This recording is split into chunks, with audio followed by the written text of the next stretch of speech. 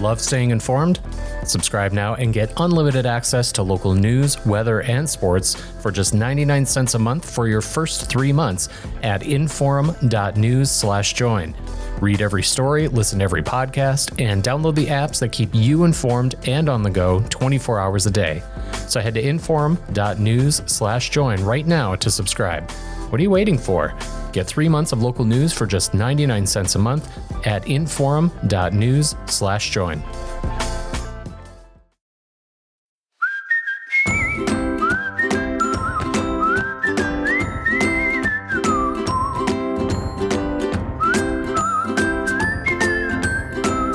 Welcome to Plain Talk. And, you know, at the legislative session, there's always so many issues. I think that's one of the downsides. I think a lot of North Dakotans like our part-time legislative session.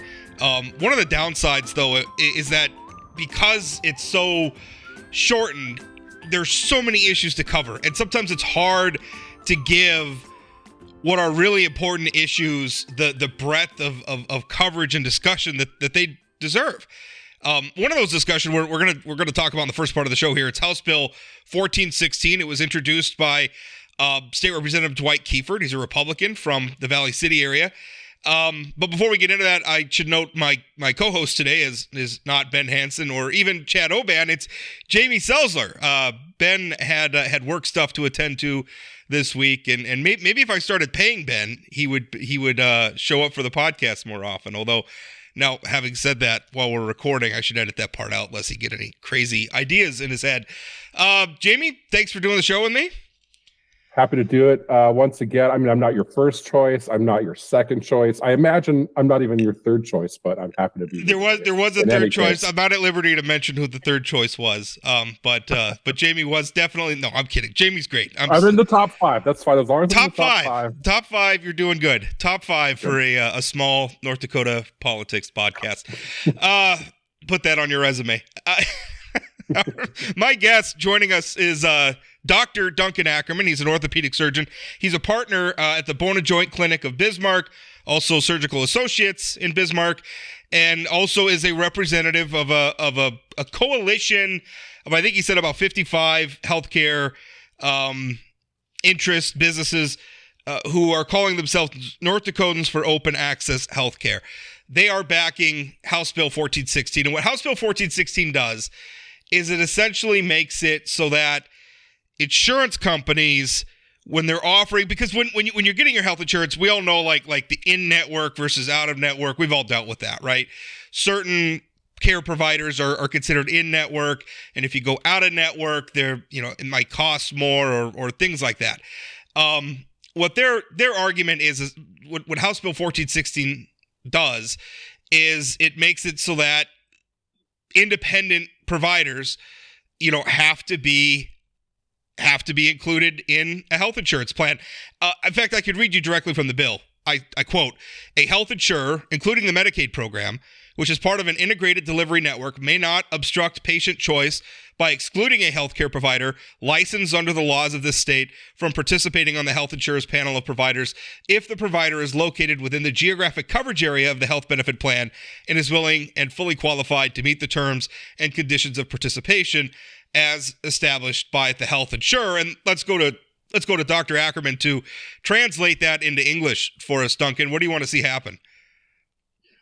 Yeah, so the genesis of the bill essentially is, over the last, since I've been here, actually been here at the Bone and Joint since 2009, what we've started to see and continue to see are plans that had zero out-of-network option expanding. So again, normally most other plans, so they have most other plans, for example, like a Blue Cross Blue Shield plan. The way that they're structured in our state is when they offer an insurance plan, they are required by state law to have an out-of-network option. The only entities that have that ability to sell a plan with zero out-of-network options are HMOs, and there's 2 in our state. One is Medica, which is relatively small. The one that this specifically, House Bill 14 specifically addresses, is the HMO that's housed within a vertically integrated network. So with those plans, the insurance companies can sell those plans, and they can sell those with zero out-of-network options. So what you buy is what you get. The providers that are defined within their directory are those the people you can't see. So if you want to go see somebody else, it's 100% out of pocket in those particular plans. And what we've seen, like I said, is those plans have been continuing to become more popular, if you will. And what it does, it can obviously creates concern, especially for those of us that are independent providers in our state. Well, and to be clear, the company you're talking about that's vertically integrated is Sanford. Medica is the other one, but Sanford has big market share, and a big part of its market share is, let's be honest, it's the state of North Dakota. They provide the health insurance for PERS, which is the Public Employee Retirement System, which also administrates the insurance policy for state employees, which is that's a big chunk of business right there. And I guess what first interests me about this topic is the whole idea of vertical integration. I mean, the idea that your doctor is also going to work for your insurer, that seems a troubling conflict of interest. Now, your bill doesn't address that. It doesn't stop that. It's not really about that. But it kind of feels like we're treating a symptom of that problem. Is that fair to say? I think that's completely fair. I think there's bigger issues, and we see this at the national level. I think if you do some research on the FTC is actually looking at, the potential antitrust issues with vertical integration, particularly between a health insurance plan and a health system, because they say that they're firewalled, but it's very, very gray. So it is a big concern for sure. And if you look at California is the best example of what happens with large vertically integrated systems, is that Sutter Health out there, I mean, they grew to the point where they owned all the physicians, they owned all the hospitals, and they were selling insurance plans. So they basically in that market started to box everybody out because they had significant control.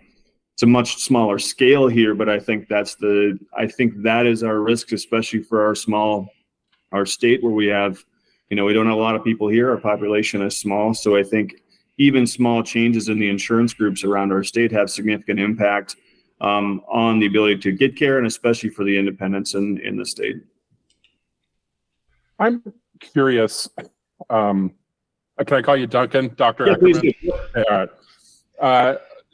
Obviously, in this case, I mean, it's Sanford. By the way, I should start by saying anything I say that sounds like I'm defending an insurance company is only so we can have a robust discussion here. Yep. Pulling back my old high school debating skills of debating sides I don't necessarily agree with. But I think when it comes to consumers, including a business who, provides insurance for their employees, having a low-cost option where if I as a patient can go to basically one place, in this case should be Sanford or whatever other company might exist somewhere, and have all my needs taken care of and not have to deal with maybe the red tape of an insurance company as much because they are integrated. How is that not good for me as a consumer if I'm getting good care at a low cost and my employer's able to provide me insurance at a lower cost? Yeah, no, I think it's a great question. And I think, as far as if you look at HMOs just in them themselves, if you look at Medica, for example, again, the idea behind that, the idea behind the plan, obviously, is what they do is they're not a health system, they're an insurance company. So they go out and contract with providers, and with that exchange, that they bring volume to the providers, and then the providers are then therefore willing to take a lower fee schedule, if you will. So it's kind of a win-win for both. The problem here, I think, is that when the insurance company and the health system are, living under the same roof, if you will, I think it does the same thing, but they have a distinct advantage because they are the only vertically integrated HMO in our state, number one, and then number two, like I said, if you ask yourself, well, if in the Medica, for example, if they're actually negotiating with outside entities to come to an agreement, when you're negotiating with yourself under your own roof, really is that true bargaining actually happen? I would argue that it doesn't. And the bigger issue, I think, too, is that even though they have a network of physicians, and if in testimony yesterday, they state that there's 55% are actually Sanford providers, in their Sanford True plan, which is their closed network plan. 45% are out. If you look at that, the majority of those providers are non-physician providers, so non-MD, non-DO, other than ophthalmology and radiation oncology. So the large part of the referring base, that 55%, I mean, they kind of control those referrals. And what we hear a lot is that they're sort of self-steering. You know, you see a Sanford, even I hear that in patients that have the broad network plans. It's like, well, I saw my Sanford physician and they said I have to go see a Sanford provider, whether it's therapist or other, and they, you know, are kind of steering those patients back to themselves. So again, with that, I think it you know, that sounds more monopolistic. And I think today, I don't think, you know, if you look at it from a risk of a monopoly, I think it's there. I get it.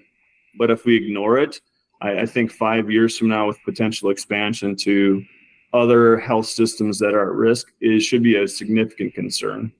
You know, one thing that, because I think Jamie makes a really good point, and I've heard others make it as well, that, I mean, listen, everybody's screaming out to save money on their healthcare costs, whether it's a business trying to save money on insurance costs and red tape and overhead for providing, you know, an insurance plan for their employees, or if it's obviously the patients themselves who are trying to avoid, you know, get lower premiums, avoid out-of-pocket costs, what have you. Everybody's looking for savings, and I understand that. What worries me, and I think where this gets a little complicated, is that I think we tend to look at this situation through the lens of routine care, where, you know, I don't want to besmirch the folks at Sanford who employ a lot of great physicians. I've been to Sanford doctors. They're fine. They're great.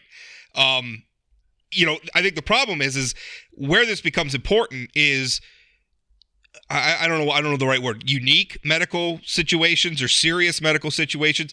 Like if you have a serious illness or you have a serious injury, and there may be some disagreement over what's the best path. You know, is one path more expensive? Is one path not more expensive? That is not your typical situation when you go to see your doctor to get your physical or something like that, or to get your annual checkup or to get a test or something. You know, those are crossroads in your life. And at those crossroads, I think sometimes we don't think about those. I think it's really important to me, I would think, to have a choice to say, well, the orthopedic surgeon at Sanford is saying this, but that orthopedic surgeon also works for my insurance company. I'd like to go outside of the Sanford system and get another point of view from another expert. I should have that choice. But the problem is, and you will always have that choice. The only problem is if you've chosen this plan, that's going to cost you out of pocket. And maybe some people are okay with that. I don't know, but to me, it's really, and again, broadening this debate to a larger discussion about our health insurance system and healthcare system. I think a lot of the problems we have now stem from a lack of choice and a lack of consumer involvement in the economics of medicine. And I worry about anything that moves us further down that road to where we have fewer choices and less consumer engagement. We need North Dakotans, we need Americans to be more empowered in their healthcare, not less. And that's why I guess that's why I like this bill. I think there's a lot more we need to do, but as a starting place, I guess that's why I like. Does that make sense, Duncan? I mean, that's how I'm, as I guess, just a patient. That's how I'm looking at this whole thing. No, I think you're right, and especially in the young healthy population, you're right. Most of us, when we choose healthcare insurance, we're thinking it's like, I'll just need it just in case something does happen, break a leg or something. Just like you've described, we heard testimony, you know, both in the House and on the Senate side. You know, for example, one physical therapist here in town, her 6-month-old had something called idiopathic hydrocephalus, where they get water around the brain. Well, you know, if there was only one option, the kiddo probably would have had a shunt that would have had to deal with her whole life. But she was able to choose to go to another, because of her health plan, to go to another provider, and they essentially replumbed the brain, if you will, and the kiddo was doing fantastic. So again, that's sort of one of those extreme issues. We heard another one yesterday too, a gal that has skin cancer, squamous cell carcinoma. So it's a type of skin cancer. That skin cancer, you know, most people know about melanoma, but that type of skin cancer can also metastasize and kill people. The trouble was she's in a network where she couldn't get access. It took her forever to get in to see a provider in the dermatology world. Saw that provider, said, well, I can't actually do your procedure. You have to then go and see if you can't find another surgeon in network, again, waiting more time. She couldn't get in. She said, well, your options are these. You can drive this far, drive that far, or, you just have to kind of wait. Well, when someone has cancer, they kind of want especially that's treatable. There's a dermatologist literally right across the street that she could go see, again, if that person was in network, or choose to pay 100% out of pocket for that care. So I think that's what this bill, I think, protects, even though, we describe network adequacy. You're right. I mean, do you want to, if you have a gallbladder problem, do you want to go to the in-house, in-network provider that maybe not the best gallbladder doctor? Or do you want to have somebody in town that's the world's best gallbladder doctor you have the choice to go see? And again, this allows folks to make that choice. I think we have to make another important point here is that this is not, this is called, an any willing provider bill. I think it's more patient choice is really what this is about. But it's not any willing provider, any willing price. Those of us that are outside of this aren't asking to be paid more. What we argue too is that, I think independent practices, if you look at them, tend to be, a cheaper option or a lower cost option. For example, to use your example for breaking a leg, there's two sort of ambulatory surgery entities that are defined. One is a true ASC, ambulatory surgery center, that's in the independent side of the world. One's called a hospital outpatient department. So that's the outpatient department at the hospital. Just the way things are set up legally, the ASCs typically can only charge about 50% of what the hospitals do. So someone breaks a leg, if you have it done at a HOPD where you can go home, it's going to cost you twice as much. So if you think about that from a deductible perspective, because a lot of people are, buying, especially young, healthy people are buying plans with a significantly high deductible, all of a sudden your patient out-of-pocket portion, is twice as much. If you go to the HOPD, if you had an option to go to the ASC, you would save that much money. So again, it's just giving people the cost options. Yes, one that people get the choice to choose kind of, what plan they're, from a business perspective, because usually the business is choosing what entity they're going to insure through. And with that, you get one of two choice, a broad option or a narrow network option. So your choice, you still have choice, but it's limited. This, again, allowing House Bill 1416 allows patients to broaden that choice to see the providers that they know and trust and are likely right in their community. Yeah, I think all of this stuff is, and you sort of touched on it a little bit there at the end, this is all sort of the illusion of trust. Like having, if this bill passes, there is an illusion of trust. Like, oh, great, now there's, I don't know, out of network, or I guess independent providers is what we call them, that maybe are now included in the plan. But the reality is that this whole system is designed to decrease choice for customers in terms of like how they get to spend their money. You have insurance companies who are trying to cut out their profit. You have providers who are trying to cut a profit while ordering unnecessary tests to protect themselves from frivolous lawsuits, while doing procedures that are unnecessary, because I don't have to lecture a doctor. Procedures are where you make your money. And so procedures may not be necessary. And all of it, you have a consumer sitting here watching their insurance company fight with their doctor. And in the end, they're sitting there waiting for care. And this bill, I can see why it benefits. And I think if I were the legislature, I'd vote for it. I can see why it benefits consumers. But at the end of the day, it's just, you get to have a harder time affording care at a wider range of doctors. Congratulations. Your choice is that you just have more people to help you go broke.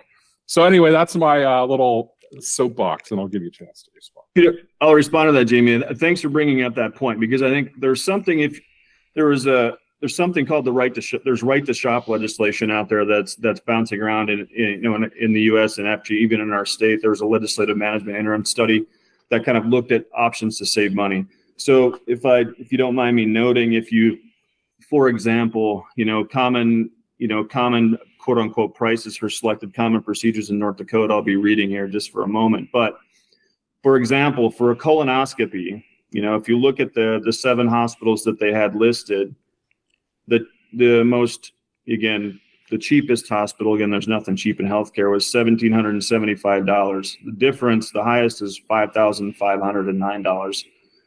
So again, this allows people to then go out and shop for, again, if you're stuck in a network, you get what you get. There's really no shopping allowed. If you're allowed to go out and choose, well, that's almost a $4,000 difference in savings. And what some insurance companies are doing is that if you go out and shop that price, you save them money, they actually give you money back. So again, they're saving on that deductible piece, they're saving the health system money, and allowing those folks to make that choice, again, I think allows these health insurance companies to offer, quote unquote, there's no cheap in health insurance, cheaper insurance for everybody.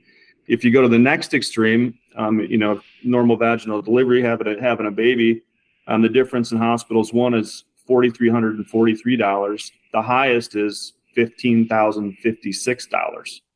So greater than a $10,000 difference. And if you look at this study, the highest cost centers are at the vertically integrated network. If you behoove me, I'll give you some data. And I think this is important because it's kind of a larger conversation when we talk about the vertically integrated system. And this is a study from Source. And the information that it provides is what happens after healthcare mergers. When you go from when independent practitioners get consumed by a vertically integrated network, and what happens to the hospital costs.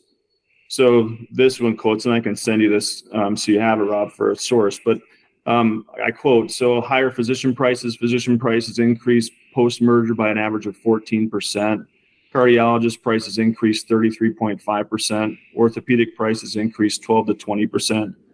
Clinic prices, so hospital-acquired clinic prices increased 32 to 47% within 4 years. Higher hospital rates and little to no quality improvement. So that's the vertical integrated mantra, is that they're stating that, this large vertically integrated system drives down cost, it's more efficient, provides better quality. The data suggests none of these things. More recent study in 2022, with reviewing 64 papers, International Journal of Health and Plan Management, said the same thing. So they looked at 64 studies on vertical integration. They all pretty much said what I just stated before. So again, vertical integration doesn't save cost. There's data to show it. So again, allowing patients to go out and shop prices, I think allows them to, give the consumer more control. I think drive down potentially their overall, definitely their deductible that they have to pay, saves the health system money, and again allows, I think, greater consumer choice and maybe even drives down premiums. I think to Jamie's point, I feel some of Jamie's frustration, although I think if we had a debate about what to do about those frustrations, he and I would probably disagree sharply. But I understand the frustrations because we are talking about moving around some deck chairs on a Titanic that is really frustrating, because what we haven't really brought up yet, as we talk about consumer choice and everything, is the fact that most people don't pick their health insurance plan. I didn't pick my health insurance plan. I work for Forum Communications Company. My bosses picked my plan, right? And I have a great plan. As my bosses listen to this podcast, I'm very happy with my health insurance plan. It's fine. But I didn't choose it. I didn't choose the scope.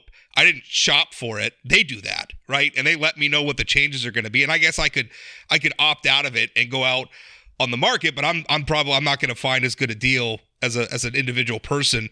Try buy health. So most people are like that. Most people either get their health insurance through a government program like Medicare or Medicaid, or they get it through an employer. That's most Americans. And so, like, the idea that like empowering consumers and everything, we're already severely constrained in our ability to make choices that might impact the downstream costs of our care.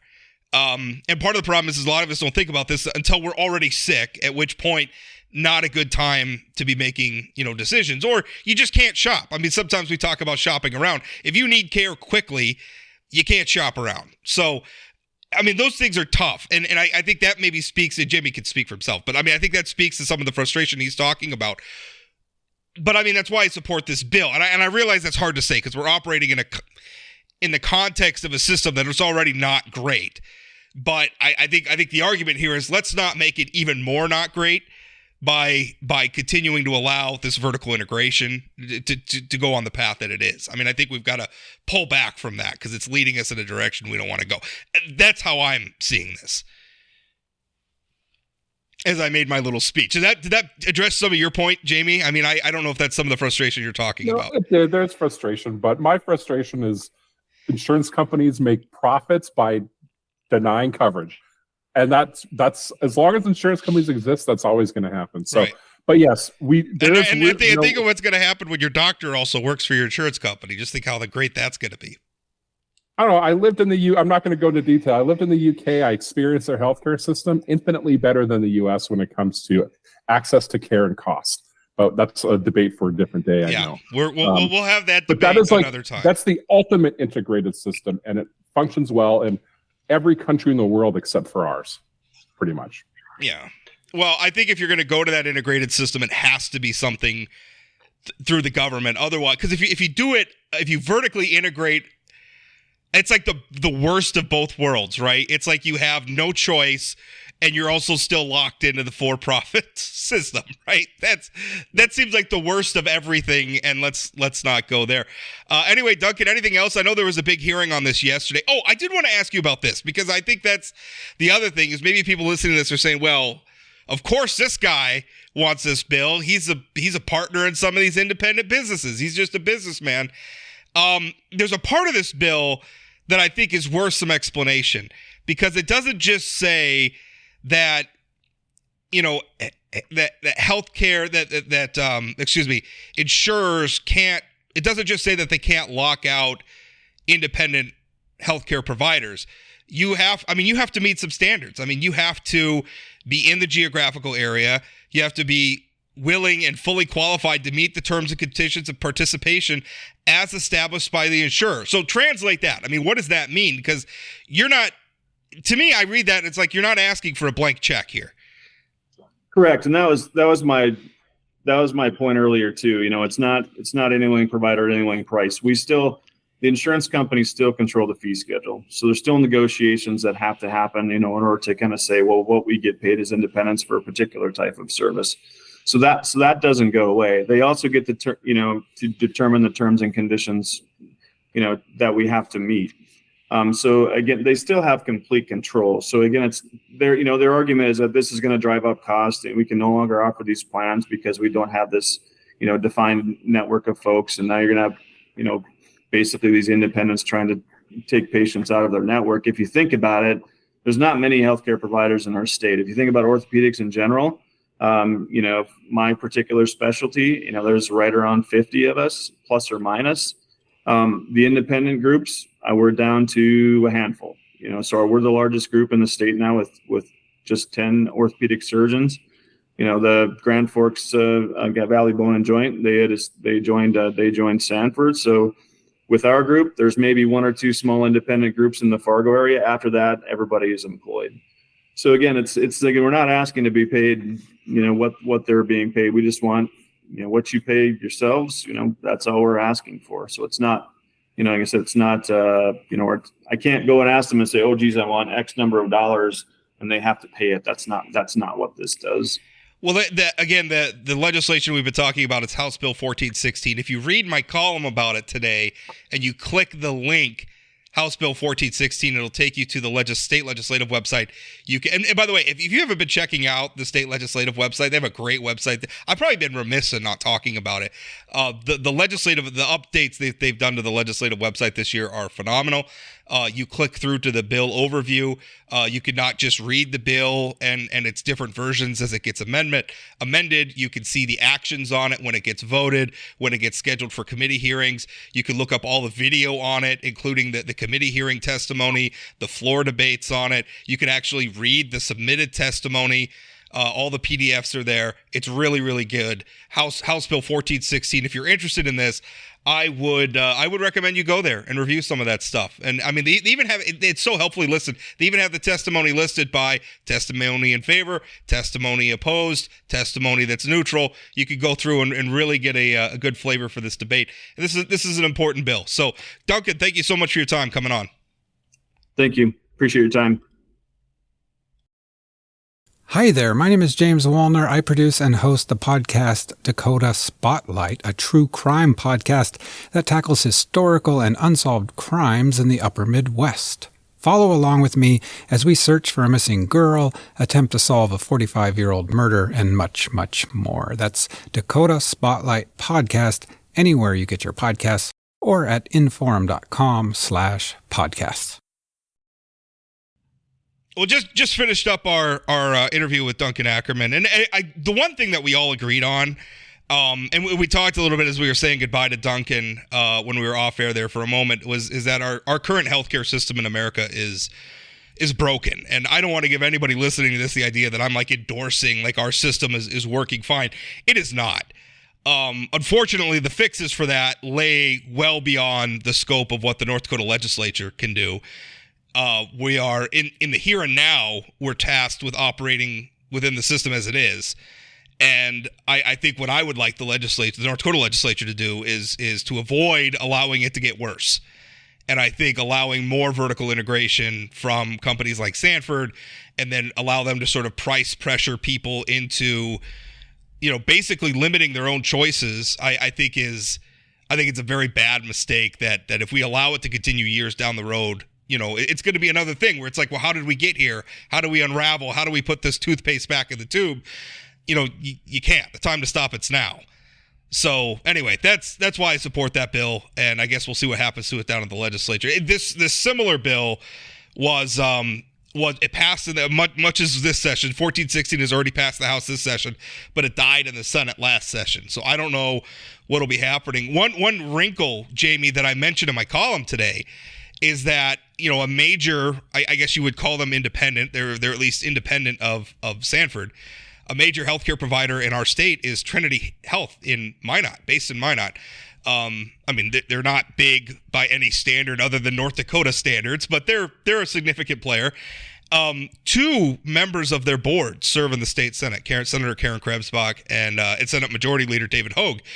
And it's going to be interesting to me to watch because there are rumors that abound about Sanford maybe buying out Trinity. So are these two members of Trinity's board going to fight to allow, because that's one of the things is Sanford could lock Trinity out of these health insurance plans, these vertically integrated health insurance plans. They could lock a provider like Trinity out. So is Trinity going to fight that? You would think they would want to, but if they're quiet, then what does that mean about Sanford maybe buying up? I don't know.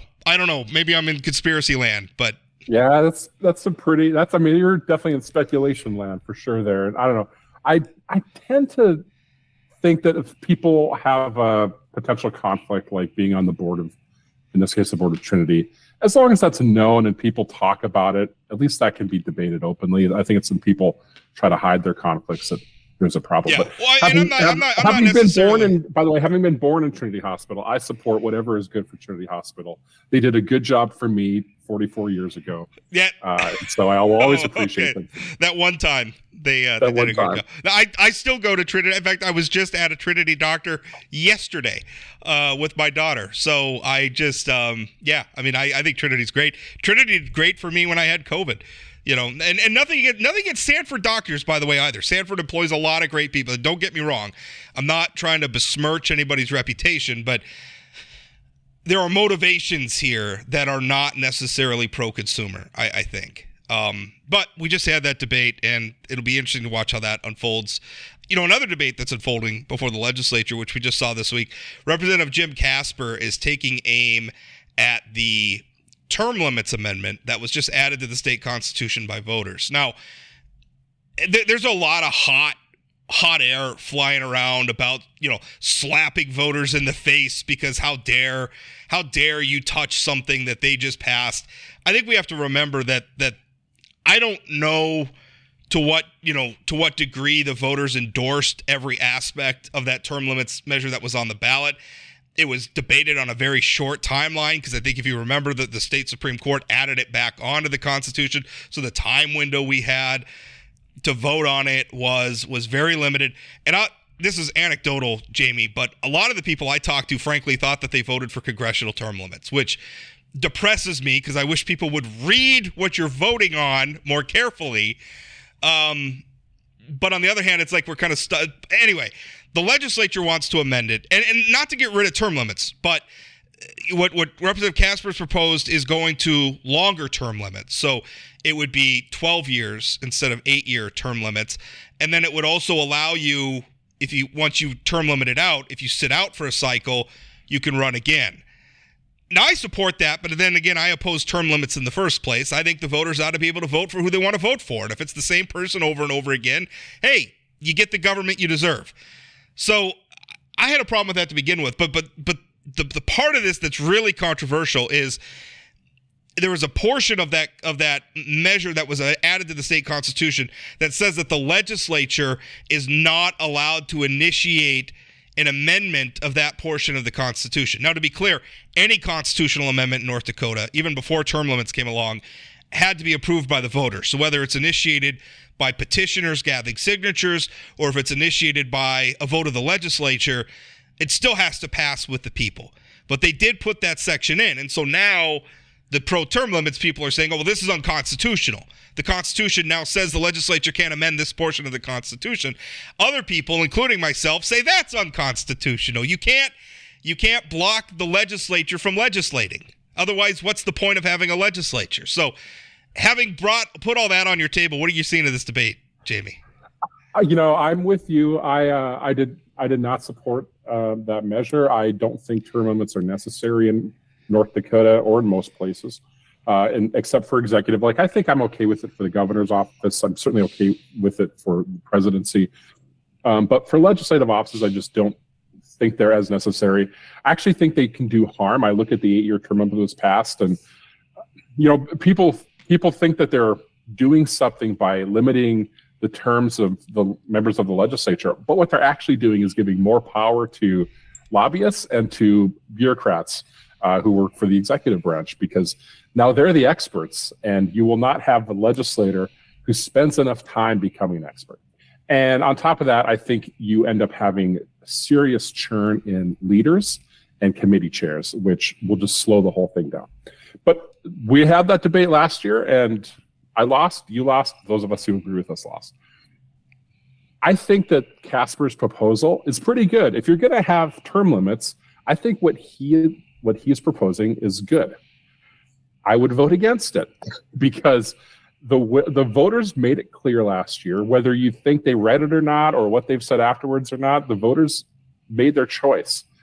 And it's one thing if we go through that for a couple of years, or we experience it 8 years from now, what actually happens when you lose a bunch of people, then maybe make a change. But the fact that they just passed it, we as North Dakotans just passed it, and now you have some legislators saying, I know better than you.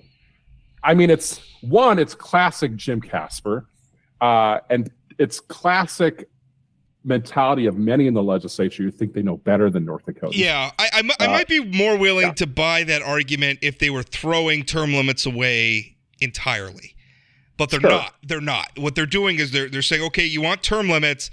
What about these term limits instead? Because the voters weren't given a menu of options on the ballot.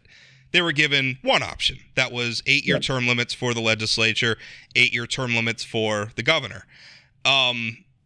So, I think because again, this has to go to the people again. The legislature can't do this unilaterally. So I don't mind the idea of the legislature putting this question before voters again, saying, well, you already voted for this.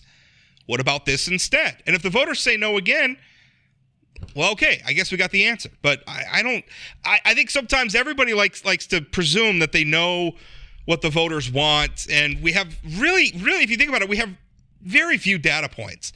We don't have a lot of public polling in North Dakota to begin with. And even public polling it's imperfect. It doesn't always give you the full view. And even a vote like this, I don't know, you could say give you the full view. If North Dakotans had another option, say 12-year term limits instead of 8-year term limits, which one would they have voted for? I don't know. What's wrong with asking? When does it stop? Like, does every time we pass something, does the legislature, should they come back the next year and say, oh, let's put it on the ballot Maybe again? If it's a bad over idea. And over and over and over. Maybe. If it's I think the voters voted for what they voted for, and I think now we have to live with it. And I think we have to demonstrate the value of that or how it's bad or whatever. I think continually asking them to vote on the same thing over and over, but it's not. It's just silly. I reject the idea. Let's talk about it in a different context. It's the same principle. Same principle. The same fair enough. principle. Okay, fair enough. Let's put it in another context. Let's say we're talking about a bond measure to build a new school, because we see this happen all the time, where they'll come through and it says we want to spend $80 million to build a new middle school. It's going to have this, that, and the other thing, and the voters say no. So then they come back and they say, okay, what about a $60 million school? And, we'll lower the cost, or we'll spread it, or we'll do it. And so it's a different proposal. It's the same concept, but it's organized differently. And they said, okay, well, you said no to this. Our need for a school remains. So now we're going to ask you a different way. I don't have a problem with that. And there is a point at which asking the voters the same question over and over again, maybe that's obnoxious. I just don't perceive it in that way. This is a pretty important issue. Again, the voters got one choice on the ballot. Let's give them another choice and see how they feel about that. I don't see that that's particularly arrogant. Now, Representative Casper, we should point out, he got ripped by U.S. term limits, who are the people who proposed this measure, because Jim Casper signed a pledge to them to support only 8-year term limits. And so now he's had to rescind that pledge to do this. And honestly, that doesn't look good for Casper. And I would just say this is a cautionary tale to elected officials. Don't sign these stupid pledges, and especially don't sign them when they're offered to you by out-of-state groups. This never ends well. Nobody cares that you sign it. The only time they care about it is when you break it. So all you're doing is boxing yourself into a corner so that you can't change your mind in the future, which I think is a dumb thing to do, because as new facts emerge and the world changes, sometimes you have to change your mind. So yeah, don't sign pledges. It's interesting. I mean, on that point, candidates. I've advised so many candidates over the years. All candidates, they all get these pledges. They get all these surveys, these questionnaires from all sorts of interest groups. And I've always told candidates, don't sign any pledge, even if it's something you truly believe in, and don't fill out any of these questionnaires, because all they do is they all ask questions, or they're written in a way that's very pointed, that does not allow you at some point to change your mind. There is nothing wrong with a politician changing their mind. We often attack politicians for changing their mind. I think it's perfectly okay. And we should encourage a politician to say, you know what, I was wrong on that. Depending on the circumstances. If you're going around and you're pandering, if you're going around just telling everybody what they want to hear, that's a different matter. But if you've had John Maynard Keynes had a great way of putting it. Somebody said, you went back on what you believed before, and I'm paraphrasing here, but he said something along the lines of, essentially, when new facts emerge, I change my mind. What do you do? Right? Yeah. And I think it's to your point, it's fine to change your mind. Explain yourself, explain why you changed your mind, but there's nothing wrong with changing your mind. And don't sign these pledges that sign you up to a death, like a suicide pact or something with some special interest group. That's a terrible idea. Yeah. And you bring up an example of the bond issue. I remember living in Grand Forks, late 90s, early 2000s. I lost track of the number of times I had to vote on the Alaris Center. Right. Before we finally built the Alaris Center, which in the end ended up being a great thing for the city. But I don't know. I guess there's part of me, and maybe I'm being hypocritical when I say this. I guess there's part of me that feels like if the voters say no to flip-flop. The voters say, if the voters say no to something, putting it before them again to say, give it another chance, like here's how things have changed, or here's maybe better information. That feels a little bit more acceptable to me than when the voters say, nope, we're going to make this change and this is what we want. I guess to me, the example of the term limits thing would be if a bond issue passes in some school district and then the next election they ask to add to the bond or something. That would, to me, would feel a little bit like this term limits thing, which is like, no, they already spoke, they said what they wanted, they spoke in the affirmative, and now you're trying to get more or different. I don't know. I have to think about how I actually feel about that, but it just rubs me the wrong way that there are legislators who are trying to do something different than what voters just passed. I generally don't have a problem with asking the voters about things, and that's essentially anytime the legislature puts a constitutional amendment on the ballot. That's all they're doing is they're asking the voters to weigh in. And what are we afraid of? I mean, the voters said, well, I mean, if the voters are, and obviously people are going to be like, well, Port, you don't like the initiated measure process. You don't like populism. You often compare it to legislating by a mob. And yes, I do, but it's the system that we have. And if the voters are if they knew what they were doing when they passed term limits, the current iteration of term limits that we have, then they'll know what they're doing in 2024 if they get a chance to vote on this proposal, and they can say yes or no. And the reality, I'm a progressive. I'm a Democrat in North Dakota. The reality is that when voters vote on issues, either through initiated measures or less often through referring a law, they're more often than not voting in my way, the way I would prefer them to vote, rather than the legislature, where my ideas are going to have minimal opportunity to pass. And so I agree. I mean, I'm not a fan of anything that makes it harder for voters to initiate measures. I think and that's a whole different topic than this one, but I think when they pass something, we should. What did you think of it? It got voted down, but what did you think of that electronic signatures? Because I thought that was a good compromise in that we upped the number of signatures required, but we also allowed people to sign electronically, which also in turn, by the way, I think makes verifying the signatures a lot easier. And a lot more transparent in a lot of ways. I came around, as much as I, again, despise the initiated measure process.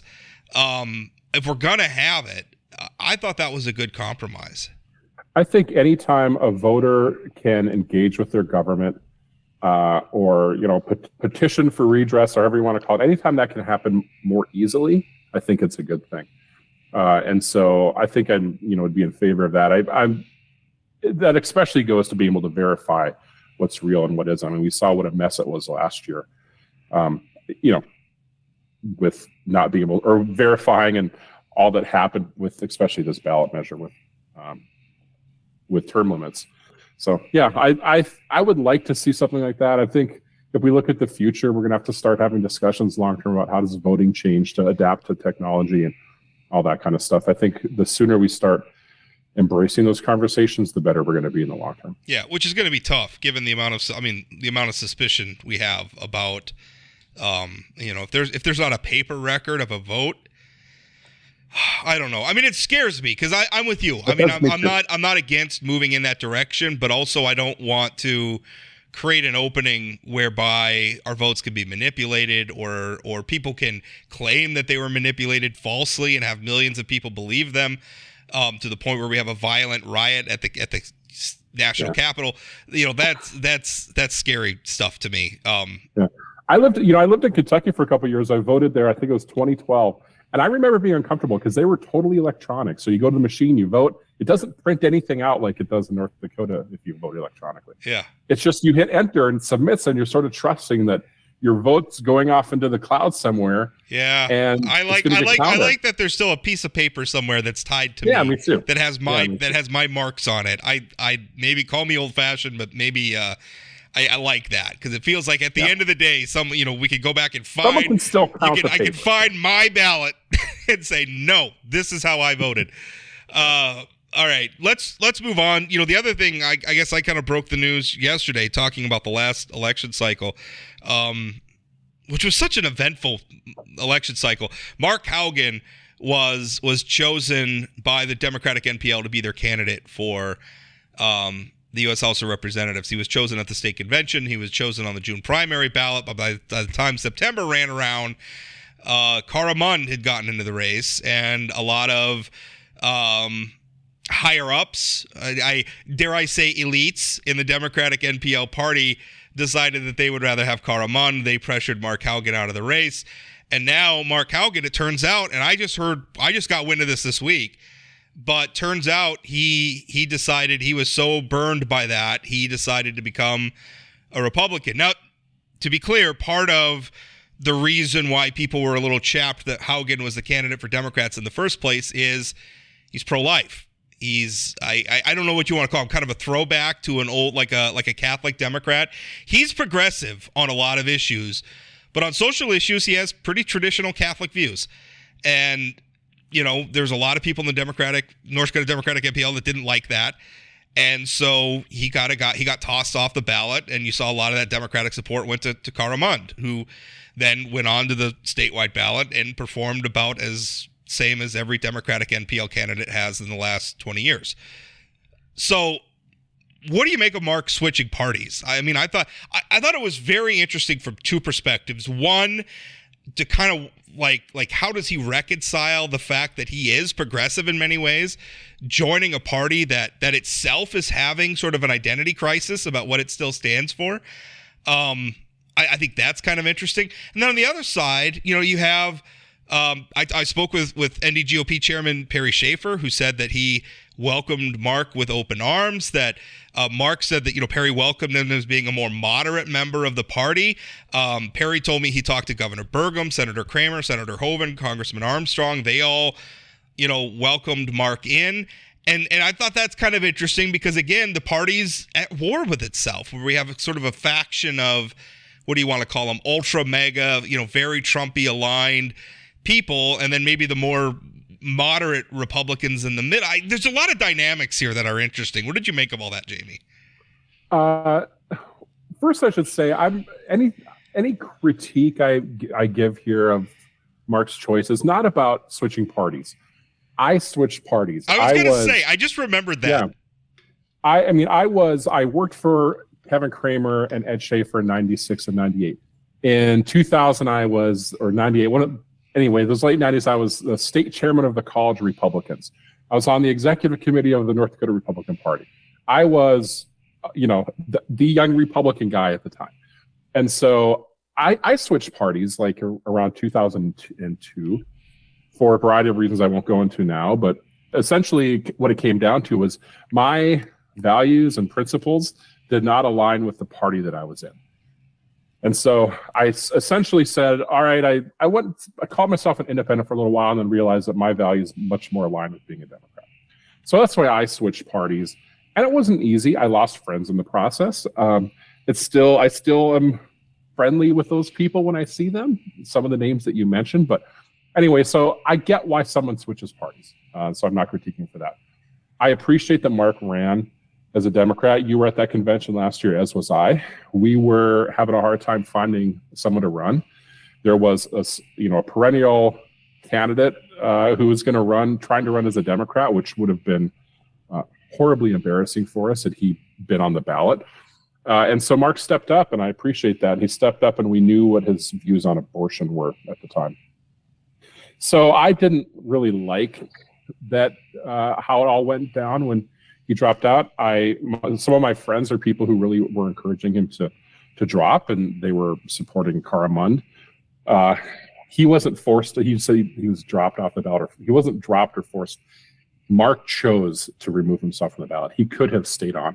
The party, I can tell you, the party absolutely would not have made any vote to take him off the ballot, even if that were legal. I don't know if it's legal or not, but even if it were, I can't imagine the party would have even made a motion asking him to.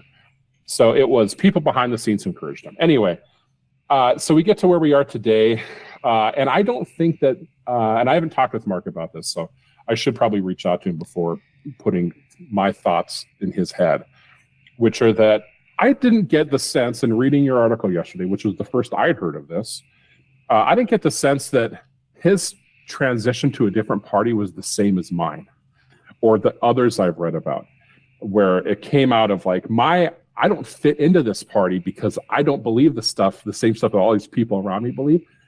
His seemed to come out of, I didn't like how I was treated, and these people over here are treating me better. They're maybe nicer to me. They're more welcoming to me.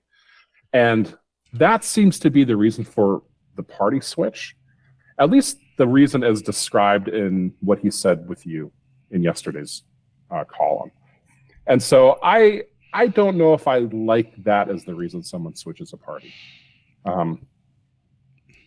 There are issues within the Dem-NPL in North Dakota. We need to get better in lots of ways, and I think we're going to keep working at it and trying to get better at it. I don't think that's why he left, though. I think he left because he didn't like how he was treated. he's going to have a hard time. I said this, I made the mistake. I commented on your Facebook yesterday, which is always a failure for me when I comment politics on Facebook. I feel the same way about commenting on my Facebook too. Yeah, and what I said yesterday was, I cannot imagine calling yourself a moderate or a centrist, and as a Democrat or even as a Republican, and looking at this ultra mega wing of the Republicans in the legislature who were trying to ban books and increase censorship, who are trying to do all of this stuff that is just counter to what a traditional, freedom-loving person believes. And look at these people and say, I want to be part of that. Not only do I want to be part of those guys, I want to help those guys get elected. It seems crazy to me that someone who believes what Mark believes and what he's talked about his belief and values are, wanting to be part of that. So I should talk with him about that. It's probably not fair for me to say it here, but anyway, those are the questions I would ask him if he were sitting on this call with us right now. Well, Mark, and I don't want to put words. I mean, I interviewed him. I got, he answered my questions. I guess, my feeling is that he's not joining the Republican Party because he wants to be on the ballot again.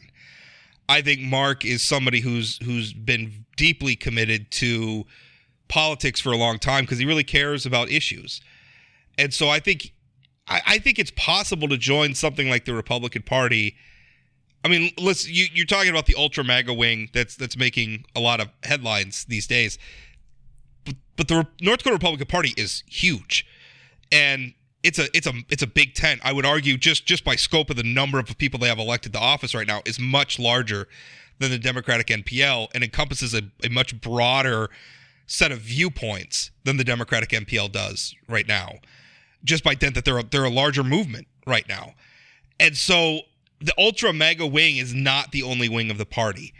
And there are moderates within because I talk with them all the time, there are moderates within the North Dakota Republican Party who are trying to resist that. There are moderates in the legislature who are trying to resist that. Now, are they winning? Are they losing? That's a topic for a whole other show. In fact, it's a topic that we've done several shows on, some of which you've been a part of, Jamie. I guess to me, I can understand it. And maybe I'm saying that as somebody who identifies as a Republican. Although I will tell you, at these days, the way things are going, I don't feel comfortable a lot of times. I wonder sometimes, is there still going to be a place for someone like me in this Republican Party in the future? And if there's not, where do I go? Because I don't believe what the Democratic-NPL stands for. I say that. Democratic-NPL, I think they're nice people. I'm not saying that they're like evil or anything like that. It's just philosophically, there's not a place for me there. And maybe there's not a place for me in the NDGOP in a few years either. I don't know. But that's still an open question for me in the NDGOP. And maybe that's what Mark's... I don't know. Mark can speak for himself on that stuff. But I'll tell you, I think probably one of the reasons why... Kevin Kramer himself once told me this, and I even quoted it in my column yesterday. He said, the political movements win through addition, not subtraction, which you win by bringing people into your movement, not pushing people out. And so, taken at face value, this is a win for the NDGOP because somebody new came into their party, somebody who's obviously got a long history of being very active and pretty effective. That's a win for them, and it's a loss for the Democratic-NPL because you drove somebody out of your party, somebody who had been, in leadership roles, somebody who'd been on the ballot for the legislature, on the statewide ballot twice, although the second time ended, he ended up withdrawing. That's something. I don't know how you can look at that as a Democratic-NPL and be happy about that. Like I heard I saw some comments from left of center people on social media who were like, good, who needs them? Get out of here. And I was thinking, boy, that's a terrible attitude. Hey, by the way, that's the same attitude you want to talk about the ultra MAGA people. They're trying to drive the moderates out of their party too. And I don't think that ends well for either party. I guess that's the point. That's the way I look at it. Like, I think if I was a Democratic-NPL, this is something that would give me pause. I mean, you're already so tiny. You can't afford to lose anybody. And you just lost somebody who was willing to be on the statewide ballot for you. Yeah. And Mark has a long history of, family history in the nonpartisan league, which is an important part of our party still to this day. Even within the Dem-NPL, there's obviously maybe the number of people is not as large as the big tent of the Republicans, but you're seeing with this, there's a wide range of views. Sure. That's fair. But, the case that I make to Democrats when I talk to them in North Dakota, and have for a long time, is that for a Democrat to win in North Dakota, you probably have to get about 90 or 95% of Democrat votes. You have to get maybe 60, 70% of independents, and you have to get some number, maybe 20% of Republicans. If you want to win as a Democrat in North Dakota, that's the numbers you got to get, which means that generally you're going to have to demonstrate that your values are aligned, which I don't know if you call them moderate or centrist, but you have to demonstrate that your values align with the voters. Republicans, they just probably have to get about 95% of Republican votes, and then they're good. They don't really have to worry about getting any Democrat votes and probably minimal independent votes.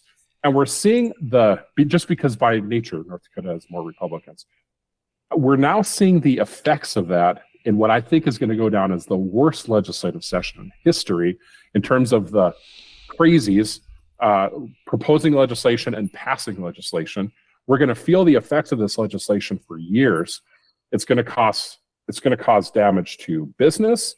It's going to cause damage to the economy. It's going to cause damage to people's lives. We're going to lose people's lives because of some of the actions taken this session.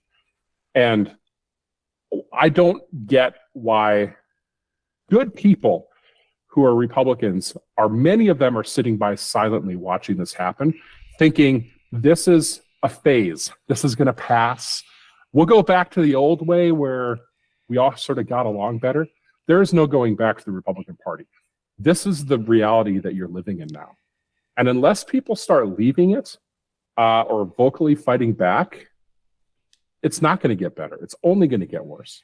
Well, I share a lot of those views, which I hope is evident from my writing on these topics, because where a faction of the Republican Party is going is a place that I don't want to go. They're going down where it's motivated by illiberalism. Like I don't want to just stand against whatever liberals are for. That's not conservatism for me. To me, conservatism is a whole separate philosophy and a whole separate of ideas that are often in tension with liberal or progressive ideas, but sometimes aren't. And it's not just about being whatever the left is for. And so I think that becomes a real problem, and it's really scary for me to watch a lot of this stuff, because I think some of the people that are rising up in the Republican Party are scary. I mean, the District 2 Republicans just elected as their chairman a man who threatened the Grand Forks City Council. That's scary to me. That person has no business in a leadership position. And I think you're right. There's a lot of Republicans right now, and I've talked about this before, and I've written about this before, but a lot of what's going on in the legislature right now is not reflective of where most North Dakotans are, even understanding the fact that most North Dakotans who have a partisan affiliation are Republicans. I think there is a major disconnect between the way this legislature is governing and where the North Dakota public is at. And I think people hear that and say, well, the North Dakota, that I'm somehow describing the electorate in North Dakota as being more liberal than they are. I don't think that's true, right? That doesn't make the Democratic-NPL right about issues. It just means that, and I think if you look at the candidate selection process where you go through, and again, I keep using this example of the Becker v. Haugen race as a data point, but I think it's a good one, where if you look at the way district convention delegates voted at the state convention, Becker v. Haugen, versus the way people from those legislative districts voted in the general election in November, there is a major disconnect where Haugen almost loses at the state convention, wins in a landslide over not just Rick Becker, but also Katrina Christensen, the Democratic-NPL candidate, wins in a landslide on the statewide ballot. That speaks to a disconnect. And the reason that's happening is the people who show up at these little district conventions that only have dozens or maybe at the outside a couple of hundred people attending, they're very, very, very, a lot of them are in this kind of mega world, and they're the ones who are selecting the district leaders. And then those leaders are manipulating the process through which the candidates get the endorsement at the local convention. And then by the time it gets to the June ballot, the person with the convention endorsement has the advantage on the June ballot. And then by the time we get to the general election, more often, shouldn't say more often than not, but a lot of the time, there's no Democratic-NPL candidate at all.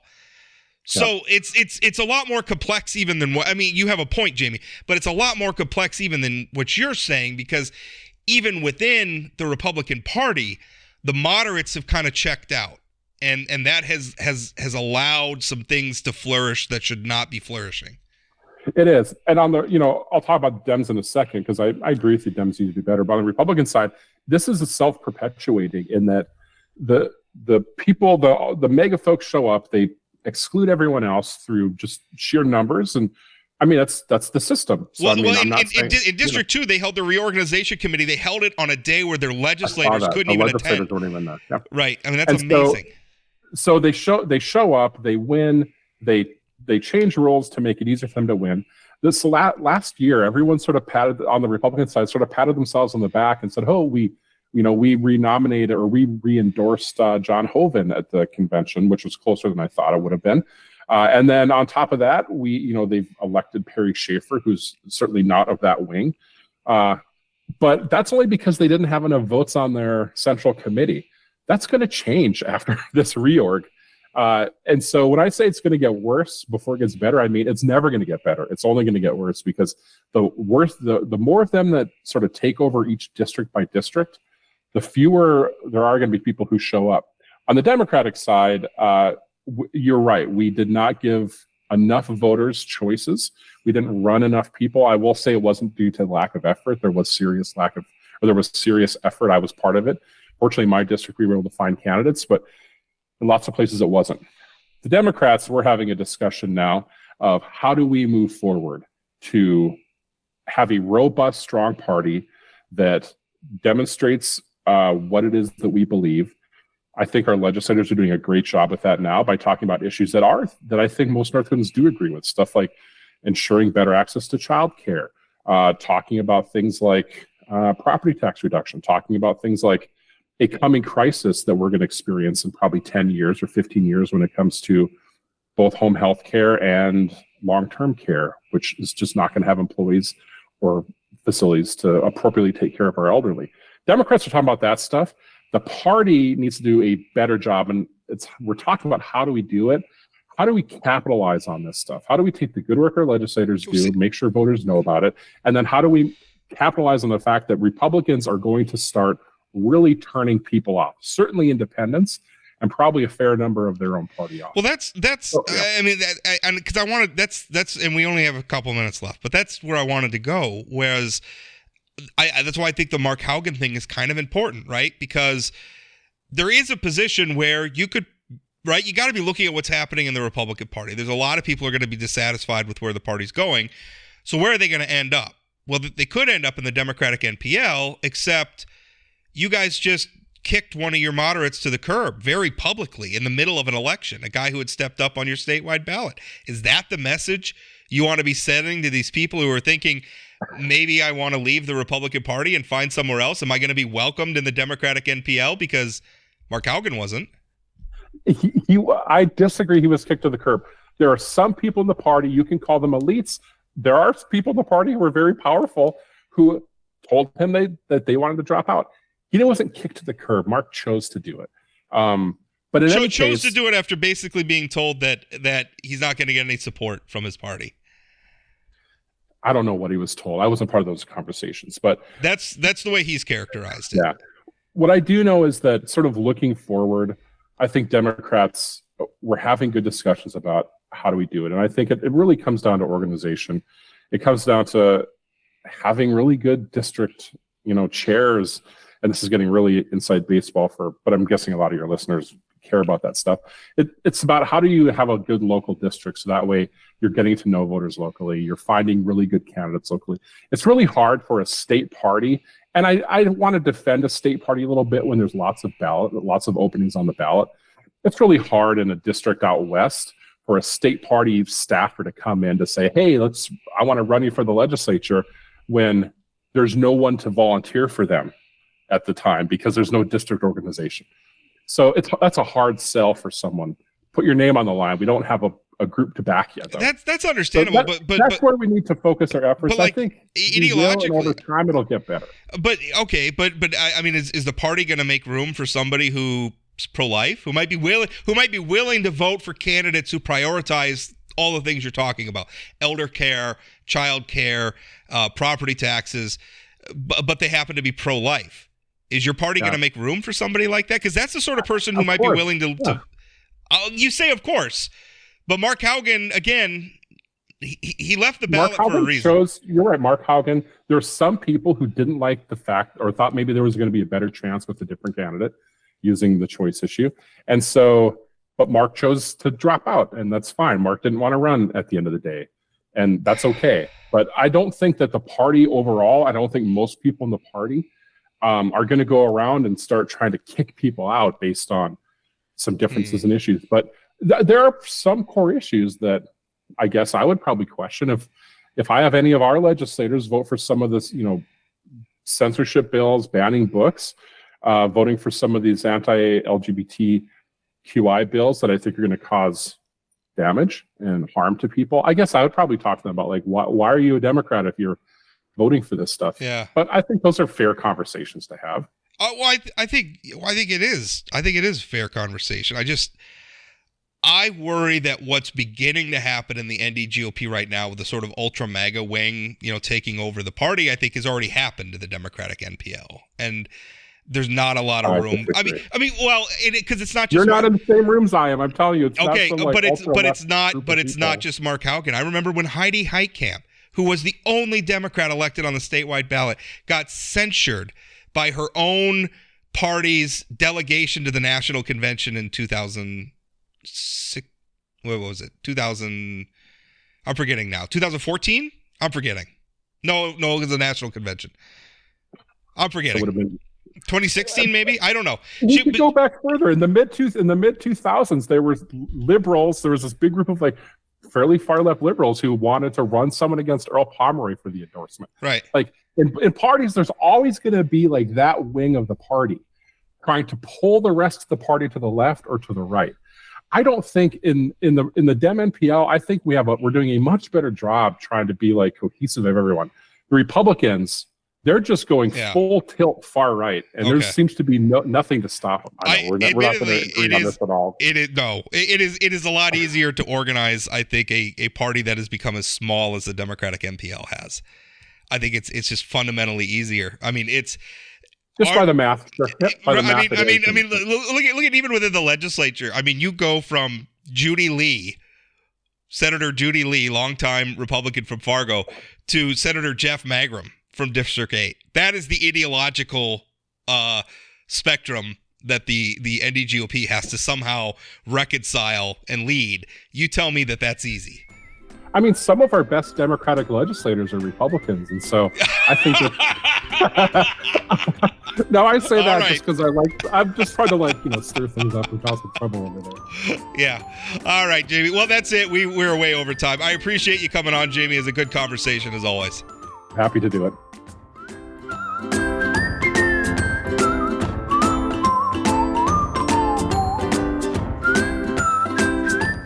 Did you know Forum Communications Company has a robust podcast library? At inforum.com/podcasts, we have everything from politics, sports, true crime, outdoor adventure, and more. Visit inforum.com/podcasts and explore them all today.